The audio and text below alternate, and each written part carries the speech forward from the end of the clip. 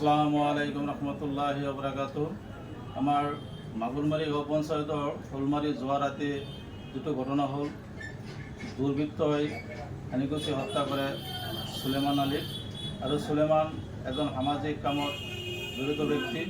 তেখেতৰ মৃত্যুত আমাৰ অঞ্চলসমূহ দুখৰ ছাঁ পৰিছে। বিশেষকৈ মাগুৰমাৰি, কাৱৈমাৰী, শিঙিমাৰী, শ'লমাৰী আদি অঞ্চলত শোকৰ ছাঁ পৰিছে। আজি 5টা বজাত তেখেতৰ নিজ বাসভৱনত জানাজা সম্পূৰ্ণ হয় আৰু জানাজাৰ নামাজত প্ৰায় 5,000ৰ অধিক লোক সমাগত হৈছে।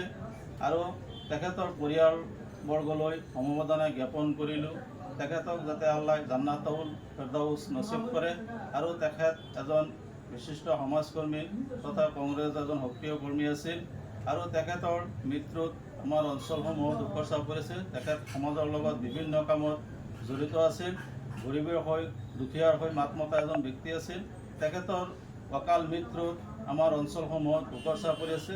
আৰু যিকেইটা দুৰ্বৃত্তই তেখেতক হানিকুচি হত্যা কৰিছে, সেইকেইটাৰ প্ৰশাসনে উচিত বিচাৰ কৰিব লাগে, উচিত তদন্ত কৰি এইবিলাক কৰায়ত্ব কৰিব লাগে। আৰু আমাৰ সমাজৰ এটা বিশেষ ক্ষতি হৈছে। তেখেতৰ কাৰণে সকলোৱে দোৱা কৰিব। আল্লাহ হাফিজ।